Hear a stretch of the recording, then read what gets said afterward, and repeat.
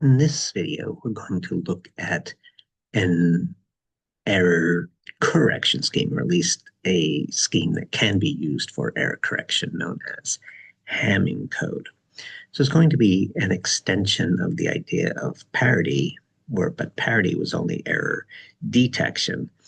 But we're going to have sort of multiple calculations of parity, and then this sort of idea of sort of overlapping parities will allow us to sort of identify, if we assume that there's a 1 bit error in our data, then we can use this Hamming code to sort of pinpoint which bit was the offending bit and presumably flip it and get everything sort of right again. So it can be used as error detection and just be able to detect multiple bit flips. Or it can be, if we're under the assumption of a single flipped bit, it can be used to find that flipped bit. Okay. So we're going to be back down at least what we're going to play with and be able to see. We're going to be back down at this sort of lower level of, almost more like a byte of data, sort of this much smaller unit of data than we were playing with when we're talking about sort of checksums and CRCs. Okay, so we have our data. We are going to sort of break it up into overlapping groups. So we're going to have some data, some bit string. We're going to imagine that those numbers are grouped in different ways so that a bit can belong to more than one group, but each bit should belong to a unique set of groups.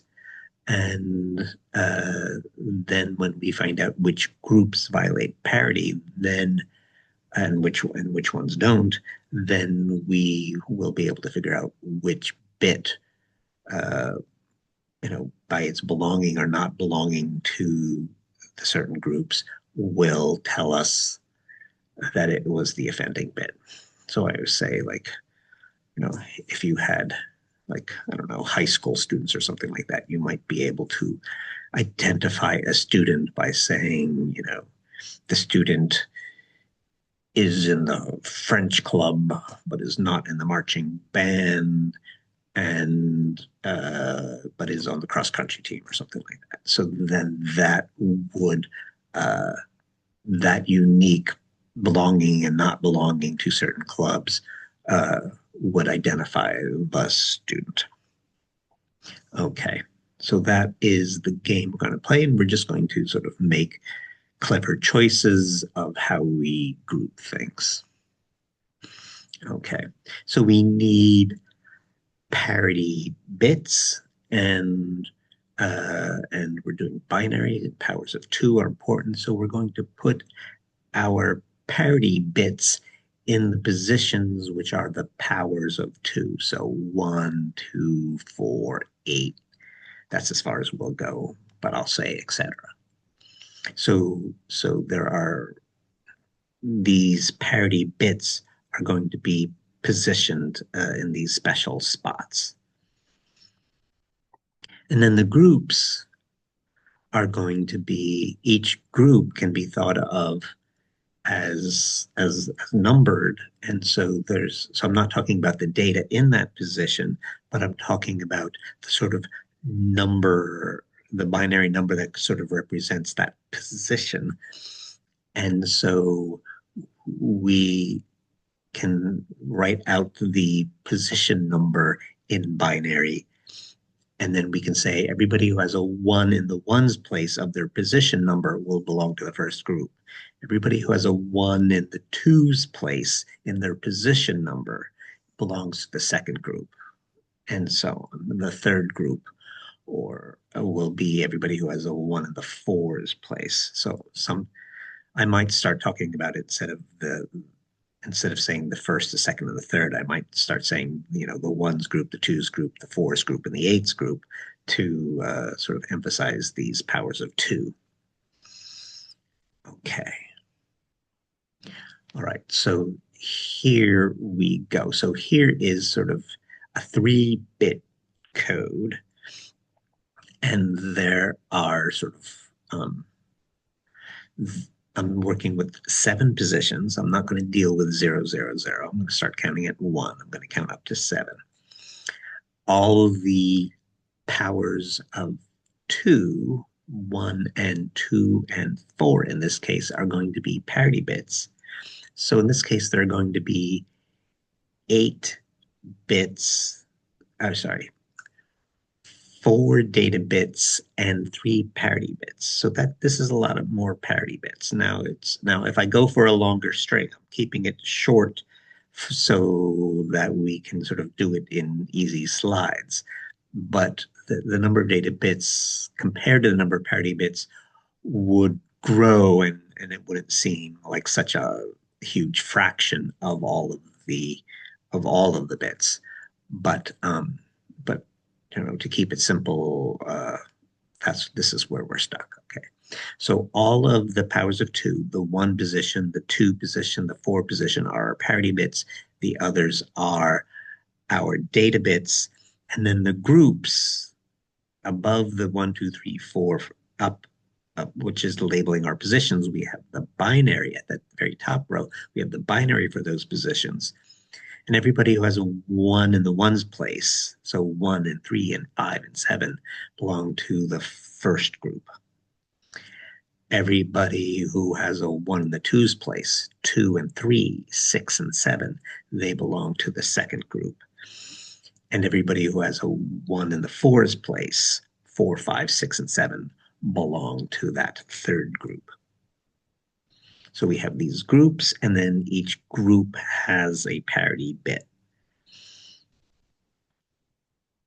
Okay, here it is. If we have 15 bits, then we're going to have 4 parity bits at positions 1, 2, 4, and 8.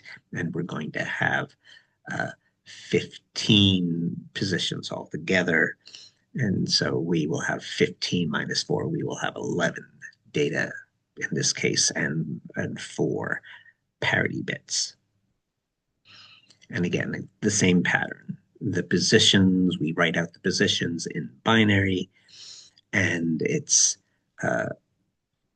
every one that ends in a 1, so every other 1. So that first row is 1 and skip, and 1 skip, 3 skip, 5 skip, and then the next one is 2 of them, 2, 3, and then I have 2, 2, and 3, and I skip 2, and then I have another 2, 6, and 7, and then I skip 2, and then the third check there are 4, and then I skip 4, and then the final one I just have like the final 8. Okay.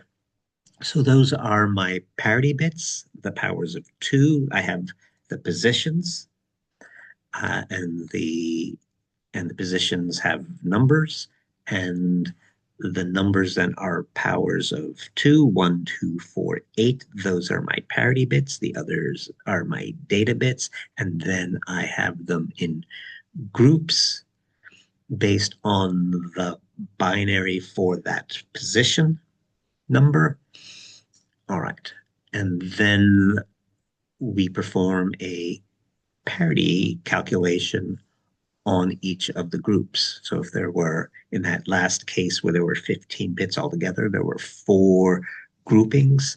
And so I'm going to end up with 4 parity bits. And then our usual game. So we will, the sender or the person who's storing the data will figure out what those parity bits should be. Then the person coming later and reading the data, or the person receiving the data if it was transmitted, because reading stored data is almost like transmitting in time rather than in space. And so that person will then do the parity calculation within the groups and see if parity is violated for any of those groups. And then the the groups then violate sort of tell on who is the bad bit. So if group one, um, if we know that group one was a violator, but group two was not, and group three was, then we know that that number, because of the way we made our groups, we know that that number has a one in the ones place and a one in the fours place, but a zero in the twos place. Hence, it's five. So that is the game we are playing.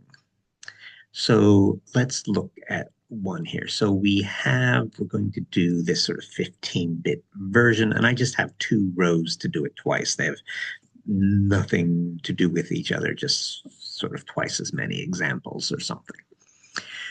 So we want to figure out the first parity bit, that parity bit in the ones place, and that is the group for that is every other one. So I have those columns in that sort of obnoxious bright yellow, and we're going along. Let's say for this first row down at the bottom, we're counting up the ones. So under the three, we have a one, the five, the seven is a second one, the nine is a third one, and the 15 is a fourth one that's even.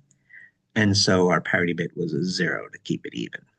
For the second row, there was a zero for the three, a zero for the five, a zero for the seven, a zero for the nine, a one for the 11, a zero for the 13, a one for the 15. That's our second one that is even. So those two bits happen to be both zeros. Now we're coming to column two to figure out the parity bit for the second group. And so I'm in this sort of first row of data, and I'm trying to figure out this sort of orangey parity bit. So I go across the bright yellow ones and say the 3 was a 1, and the 7 was a 1, and the 10 was a 1, and the 14 was a 1, and the 15 was a 1. That's 5 ones, which is odd. So I go back to 2 and make the parity bit a 1 to make it 6 to make it even.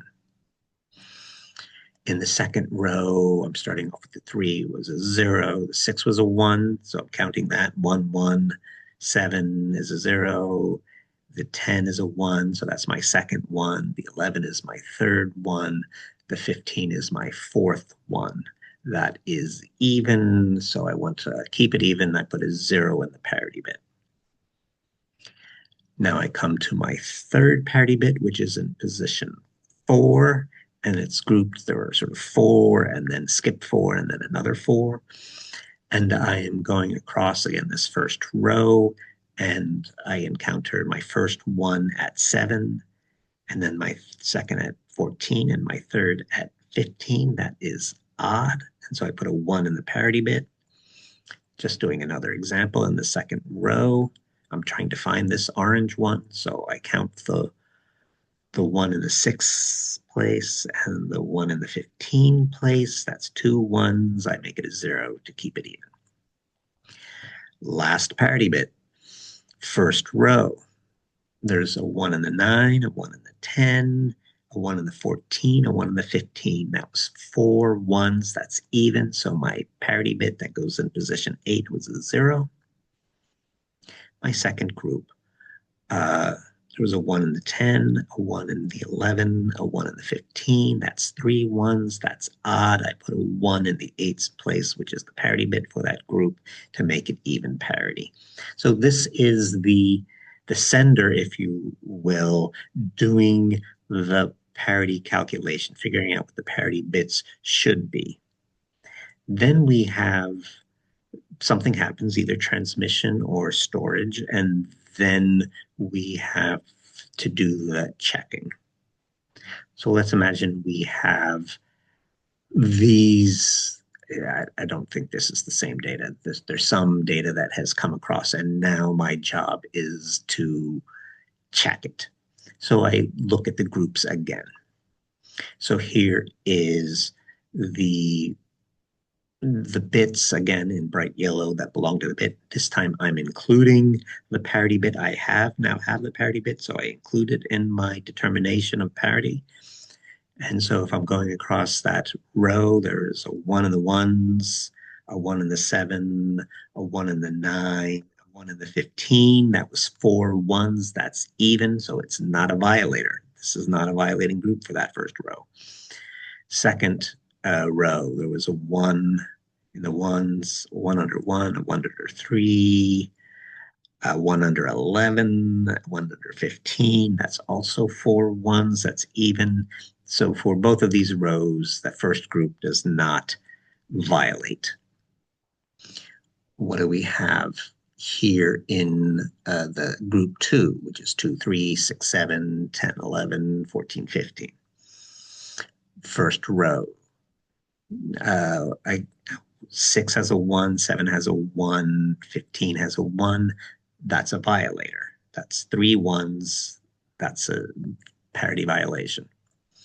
Second row has a 1 in the 2, a 1 under 3, a 1 under 11, a 1 under 14, a 1 under 15. That's five ones. That's also odd. That is a violator. So these both violate group 2.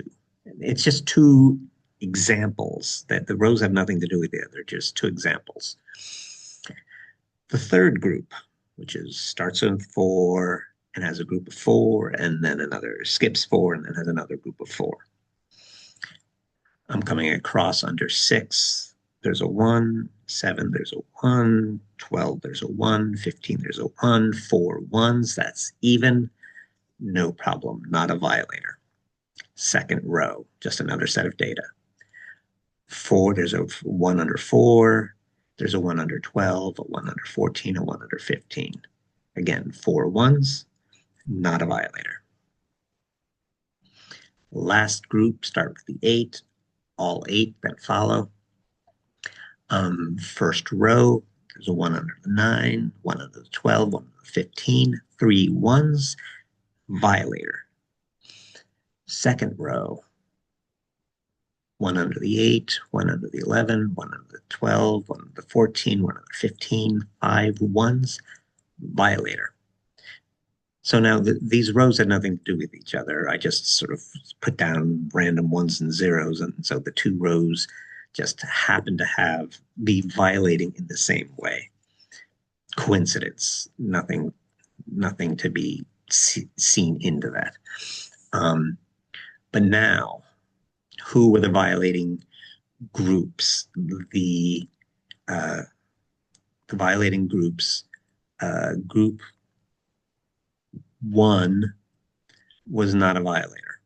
So there's not a 1 in the ones place, because group 1 has a 1 in the ones place, and the violator is not in the ones place, or if that flipped bit was in the first group would be violating, but it's not violating. So it has a 0 in the ones place. But it has a 1 in the twos place, because everybody in group 2 is a violator, and everybody in group 2 is a 1 in the twos place. So the offending bit, if there's only one offending bit, it's in group 2, and everybody in group 2 has a 1 in the twos place. If there's one offending bit, it's not in group 3, because group 3 had good parity. And if there's one offending bit, it is in group 4, because group 4 has offending parity. So we know that the number has a 1 in the 8's place, a 0 in the 4's place, a 1 in the 2's place, a 0 in the 10's, a 0 in the 1's place, and therefore we know its binary is 1, 0, 1, 0, or we know that it is 10. So that is the Hamming game. So under the assumption there are additional parity bits in these groups, and then under the assumption that there's just one offending bit, we can play this parity game among the groups and identify the offending bit. That makes this an error correction scheme under the assumption of one offending bit. That's it for this one. Thanks for your attention.